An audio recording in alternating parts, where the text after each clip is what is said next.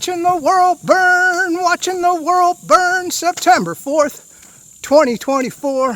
Let's get into it. You know, I wanted to start off on a happy note for this video. I always hit it just seems like it's all bad news. But on a happy note, I just went to, I don't know if about you, I recycle my cans and I get a little bit of money at a metal shop, you know, where you can drop off all kinds of metal for recycling. And from last week, I dropped off my cans and they overpaid me by $40. I didn't know what was going on. Well, what had happened was there was a guy that did a drop-off for some car parts before I put my cans in, and they paid me the money that they were going to pay him. And man, when I realized that they had already closed, and it's a long ways from my house, so you know I don't get down this way very often. But anyway, short story long, I went in there to pay them back the money, and they said, "No, don't worry about it."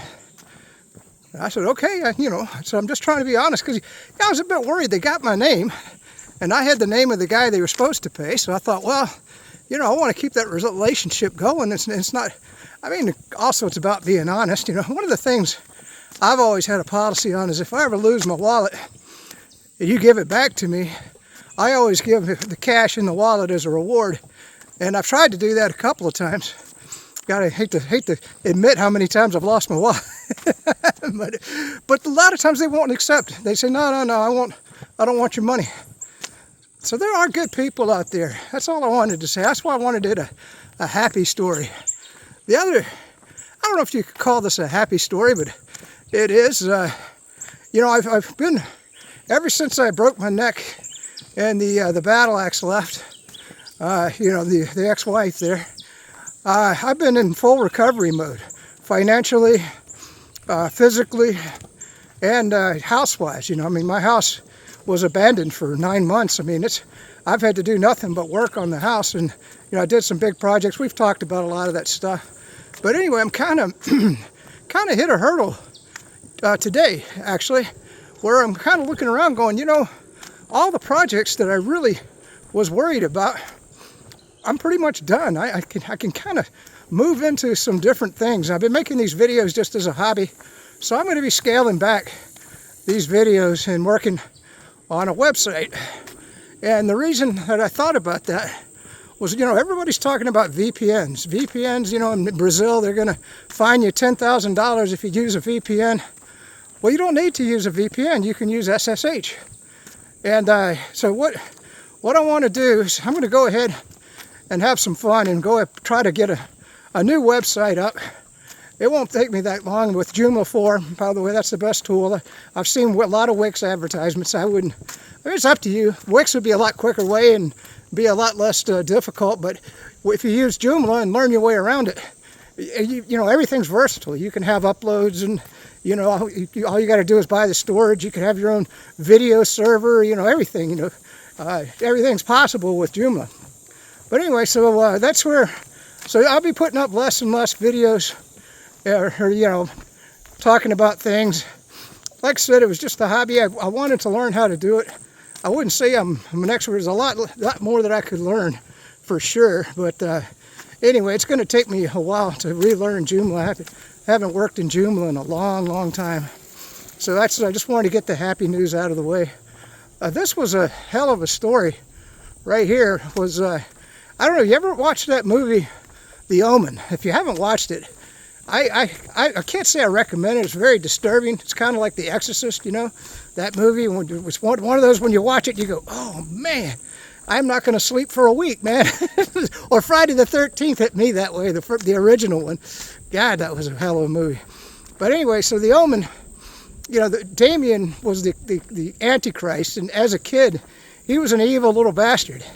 Well, there's reason why I'm going into that story. There was this 11-year-old in Louisiana. I can't tell you the name of the town, but he just brutally executed, I think it was a former mayor, because he's like 70 years old, but he could have been the mayor, and his daughter, which was 30 or 31, I can't remember. And I wish I could get you the name of the county. I just heard it on the radio. But this 11-year-old, it's not just that he killed them, it's the way that he killed them. This evil little bastard he had 2 handguns with full clips. Now, when you say a clip, it could have been 10 rounds. Could have been, depends on the size of the clip. But he emptied both clips into the victims. So that means he shot them, each one of them, at least 10 times. I mean, that's one angry little kid. So when the police charged him, he showed no remorse whatsoever from with the way the story went. Can you imagine? You live down the street and the 11-year-old Johnny comes over to visit, and turns out he whips out 2 handguns and blows holes all in you. I mean, man, that is one hell of a story. Let's get on to Israel for just a minute. So I did get a little more detail, and I told you I suspected Israel killed those 6 hostages. They did not. They were shot by Hamas. Al Jazeera's Hamda Salhout is monitoring developments from the Jordanian capital Amman because, reminder, the Israeli government has banned Al Jazeera from reporting inside Israel. So Hamda, you've attended many of these protests yourself. What is your takeaway after today?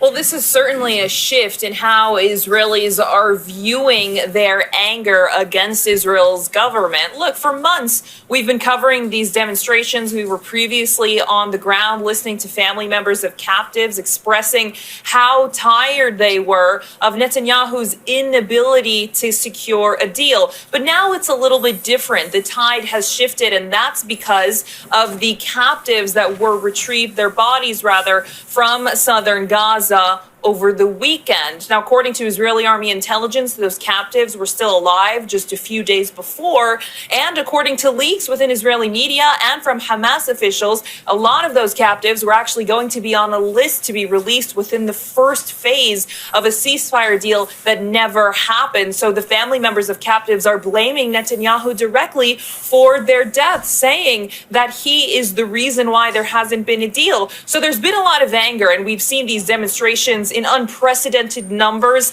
especially in Tel Aviv, around 300,000 people there on Sunday, 500,000 across the country that same night. And police, for the first time, using stun grenades to disperse the crowds, police mounted on horseback trampling demonstrators. And remember, there was also a labor strike called by the most powerful and largest labor union within Israel, which was a rare move during wartime. So the tides are certainly shifting, but it's still unclear what kind of effect it's having on Netanyahu.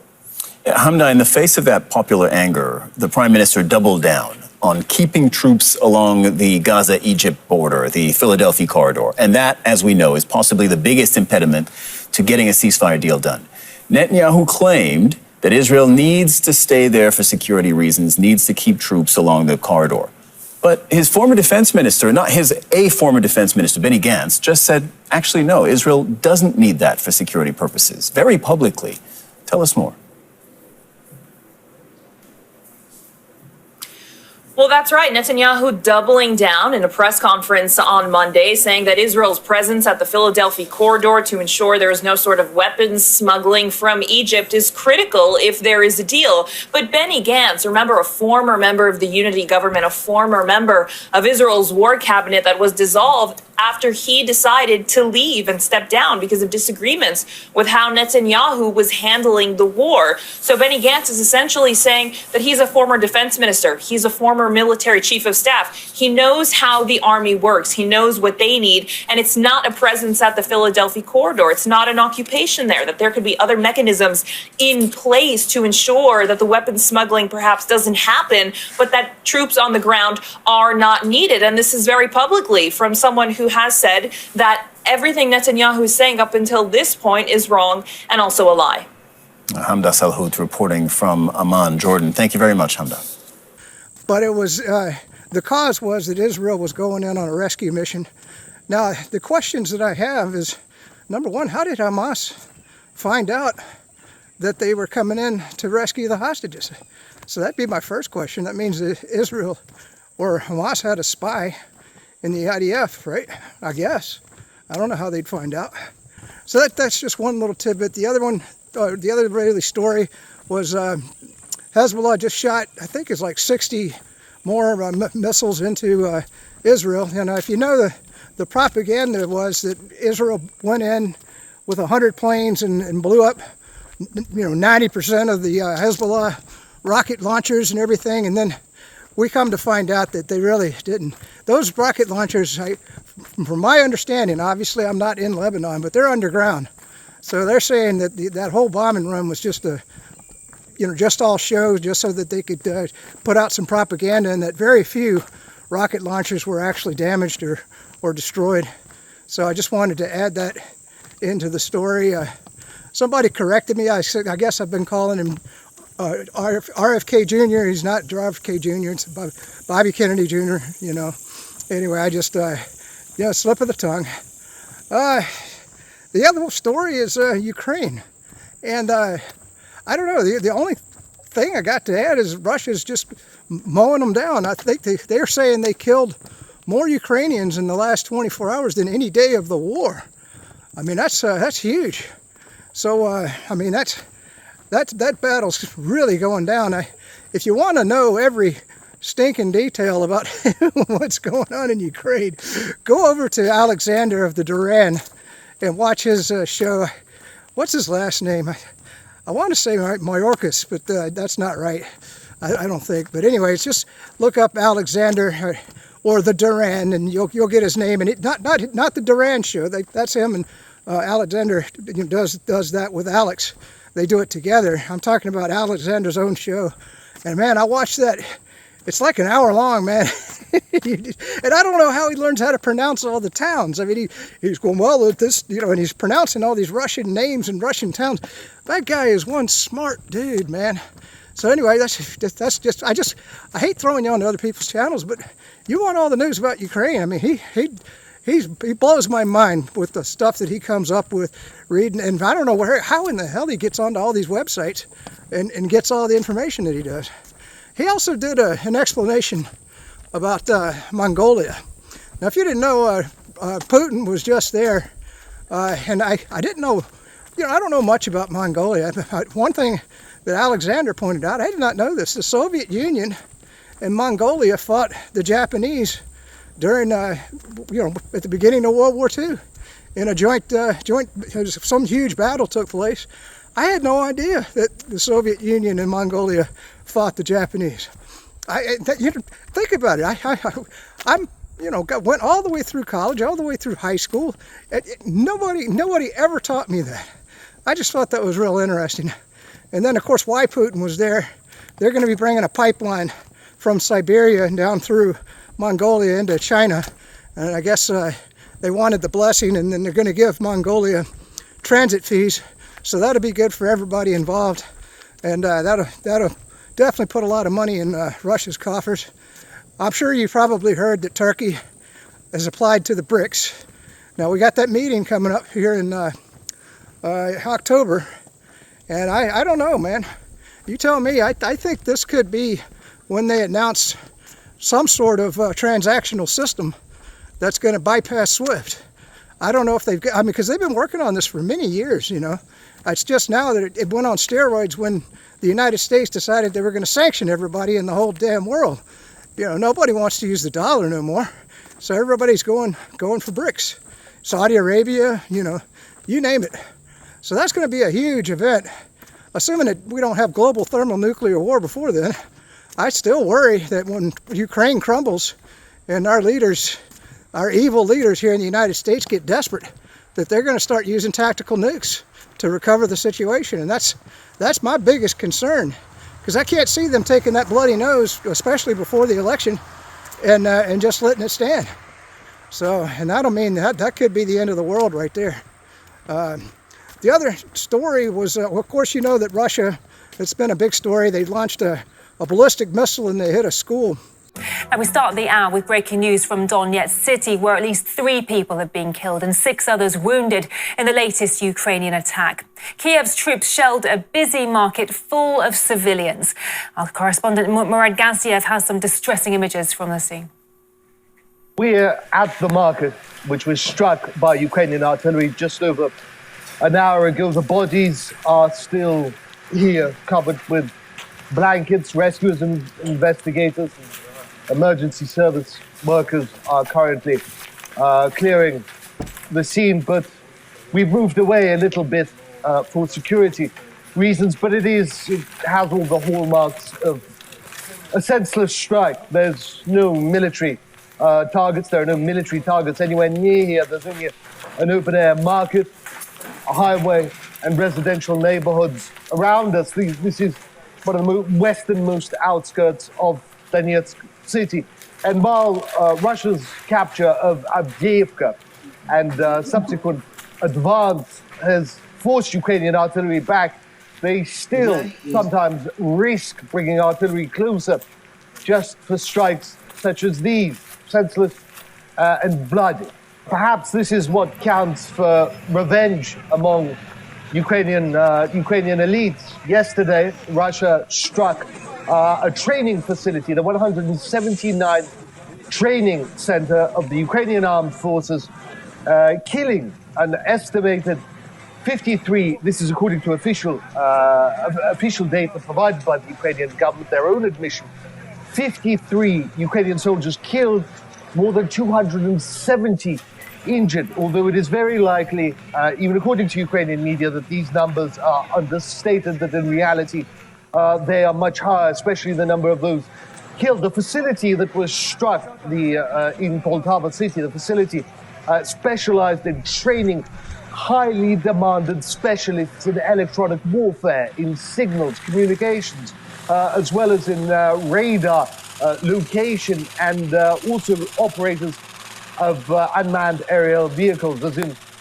drones. So these are specialities which are very much in demand across all specters of the Ukrainian military. The facility was struck with 2 Iskander missiles. The Russian Ministry of Defense has confirmed this strike, saying that it targeted this area because of how dangerous and how Ukraine uses the specialists that this facility puts out. Furthermore, we've had admissions, we even heard them in Western media, about how drone operators are used to kill Russians. Their words. That's why we should have technologies to kill more Russians with the purpose and the using the new technologies, like using drones, using robots. That's it. This is, of course, a harrowing piece, a harrowing soundbite to show on television. If in Russia, in some way, a channel ran a soundbite saying that, to kill Ukrainians without making the distinction between soldiers, armed soldiers involved in the conflict, and civilians, well, there would have been uproar. To see such a piece on CNN, especially, is quite frankly, for many, shocking. Russian forces are now advancing faster than they have since the beginning of the special military operation, since 2022, early 2022. Across sectors of the front line, Ukrainian defenses are truly crumbling, especially on the Pokrovsk direction.